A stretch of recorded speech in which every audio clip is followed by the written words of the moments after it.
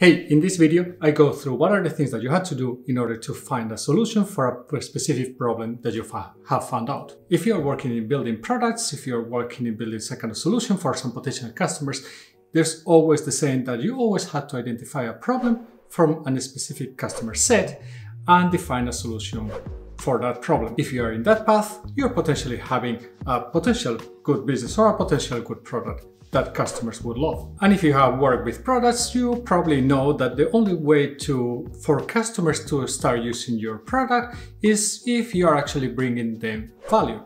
This is the way that they will actually become happy users from the products that you are potentially providing. So let's say that you have found a problem that quite many people out there are having, but the solutions that are out there are either not the most optimal solutions to solve that problem, or potentially, and then you are really lucky, there is no solution at all. And this is potentially not a very common case, but if you find this problem that has no solution, potentially you need to actually build this need or educate people about this potential need that they have, that maybe they are not even aware about. But even finding this problem that quite many people out there are having, even identifying a potential solution for this problem, that doesn't mean that you're going to be successful when building your product. Let's go through what are the things that you will have to pay attention to make sure that you are doing all you can to be successful when you're building a product. So the first one maybe is a little bit obvious, but you really have to understand the problem. And this doesn't mean that you just know one or two things about the problem. It's that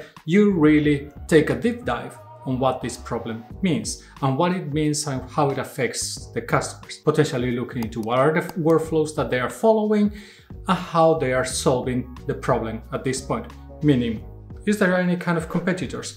Sometimes, for example, if you think about Excel, one of the competitors for Excel could be just pen and paper. It's not necessarily any other product or fancy tech product out there. So always make sure that you look as much as possible into the potential problem and understand it really well. Second, you will have to validate these assumptions of what the problem is with some customers or potential customers that you are going to be working with. Why is this? Because many times it's very easy to fall in the trap that we understand our customers, we know what they need, we know what their problems are, but the reality is that if either we don't check with them and validate that this is a real problem for them and potentially is this one of the biggest problems that they have and it has a high priority, if we don't validate this, we might be building a product for potentially no audience. And this is not just some random dude in YouTube saying that you had to really work and identify very well the problem that you have. There is even famous people that have been talking about this many times. You can just search for problem solution and you will get a lot of examples.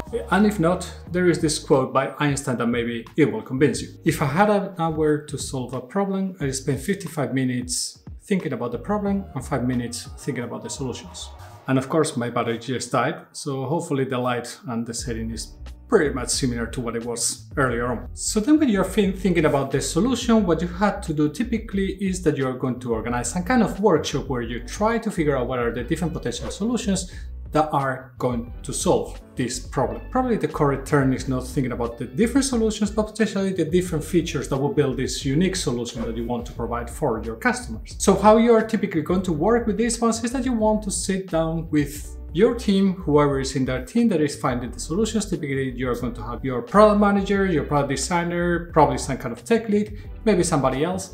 And what you're going to do here is that you're going to start looking into what are the potential features that this solution could have. And when you are doing this kind of workshop, you have to be kind of respectful that there is going to be wild ideas, but also more like realistic ones. And also understanding and trying to break them as small as possible. So then you can later analyze which ones are the ones that are potentially the most important features that you could build into your solution. Once you have defined all these different potential features that this solution could have, you would have to do some kind of an estimate of which one of these features would make sense to build. How can you look at this? You can use a very simple value versus effort matrix prioritization framework. This can help you to understand the potential value of a feature for the customers and also how much it's going to cost you to develop this feature. Once you understand this, then it's going to be easier to prioritize which ones of those features could be part of your solution. And when you're defining this feature set, you have to understand there's going to be dependencies between some of these features.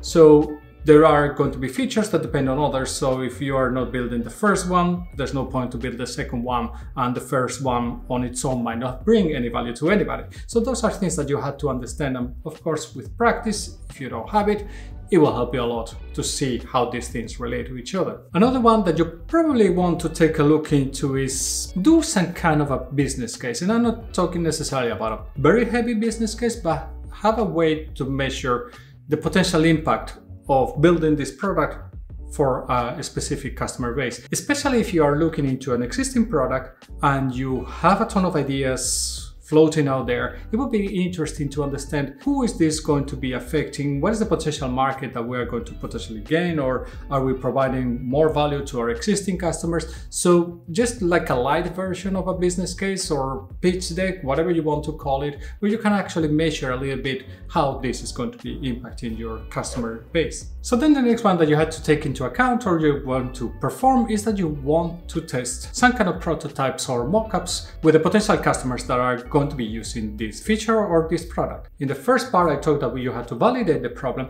but you also had to validate the solution. It's better that you test these assumptions as soon as possible. It's going to be good that if you define different kind of solutions for your product, containing different kind of feature sets on each of those solutions, it would be good to create some kind of mock-ups or prototypes of these potential solutions and let users give their feedback on those potential solutions. This is going to help you a lot to understand which ones are the ones that are going to target better the problem that the users have, and which ones are the ones that the customers are either going to be lost, don't understand, or don't find any value on them.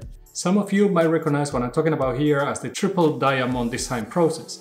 I'm not sure if you're familiar with it.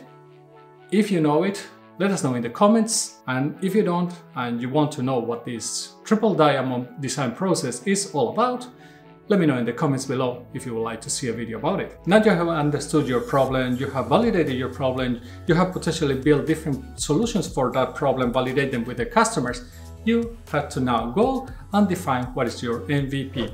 What is the feature set that you are going to be working with to deliver the first version for that product? That's going to be the very first solution that you're building for your customers.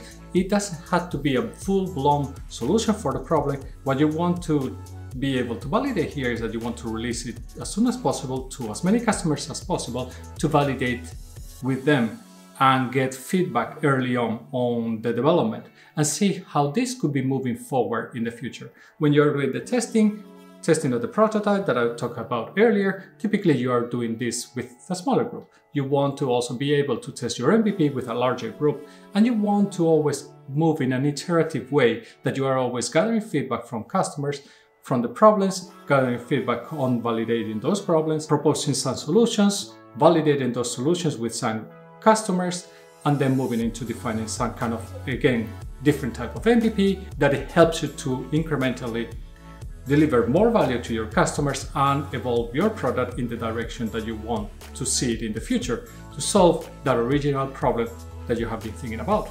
And if you want to know how to properly define a problem and understand better what your customers are really going through, go and check out this video where I talk about how to identify those problems for the customer.